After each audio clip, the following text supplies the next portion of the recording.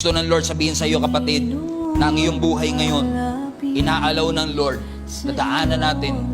Huwag mo lang basta takasan. Alam mo, dati, pag may problema ako, lagi ko sinasabi, Lord, kailan ito matatapos?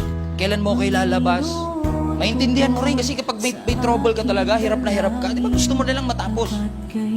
Pero ngayon, ang tinuturo sa atin ng Panginoon, Lord, kung hindi mo tatapusin, kung hindi mo ako ilalabas, patatagin mo ako para ma-endure ko. Buksan mo yung mata ko para makita ko kung ano yung lesson na tinuturo mo sa akin. Buksan mo yung tainga ko para matutunan ko kung ano yung lesson na gusto mong iparamdam sa akin. So nagkamali man tayo, bumagsak man tayo, don't allow that mistake. Don't allow that difficulty and challenge to define who you are.